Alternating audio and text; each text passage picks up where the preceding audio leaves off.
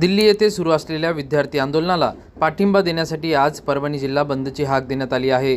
दिल्ली येथील आंदोलनाला समर्थन देण्यासाठी वंचित बहुजन आघाडीचे पदाधिकारी आणि कार्यकर्ते रस्त्यावर उतरले असून तात्काळ शिक्षण मंत्री धर्मेंद्र प्रधान यांचा राजीनामा घ्यावा अशी मागणी करत शहरातील प्रस्थापने बंद ठेवावीत असे आवाहन देखील वंचित बहुजन आघाडीचे नेते प्रमोद कुटे यांनी केले आहे।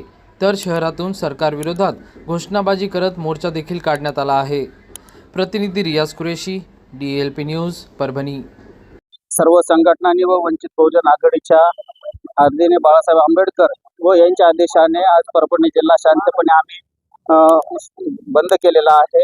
जे दिल्लीमध्ये जंतर मंतरवर ज्या विद्यार्थ्यांवर लाठीचार्ज झालेला आहे, गेटच्या पेपर फुटीमध्ये 26 विद्यार्थ्यांना आत्महत्या केलेली आहे। त्यांच्या निषेधार्थ आदरणीय बाळासाहेब आंबेडकरांनी दिल्लीला भेट देऊन हे उपोषण चांगल्या प्रकारे सुटावं आणि धर्मेंद्र प्रधान याचा राजीनामा मिळून सरकारला विनंती केली होती। पण असं न होता जंतर मंतर त्या विद्यार्थ्यावर लाठीचार्ज करून त्यामध्ये पोलीस प्रशासन खरंच सहभागी आहे का, त्याच्या RSSचे लोक सोडून त्या विद्यार्थ्यावर लाठीचार्ज केलेला आहे।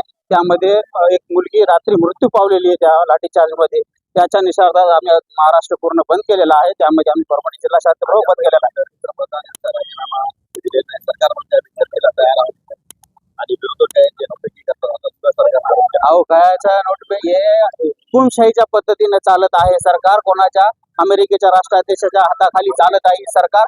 आणि कशाचा राजीनामा घेतात, कशाची चर्चा करतायत। आम्ही उतरून वंचित बहुजन आघाडीच्या विद्यार्थ्याच्या मार्गाने आम्ही लोकशाहीच्या पद्धतीने संविधानाच्या पद्धतीने धर्मेंद्र प्रधानचा राजीनामा राजीनामा घेतल्याशिवाय वंचित बहुजन आघाडी व विद्यार्थी शांत बसणार नाही। आदरणीय बाळासाहेब आंबेडकरांनी आज 23 तारखेला महाराष्ट्र बंदची हाक दिली होती। त्यांच्या पुढच्या आदेशाची आम्ही वाट पाहू। त्यांचा जो आदेश आहे त्या पद्धतीने आम्ही महाराष्ट्र व भारत बंद करू।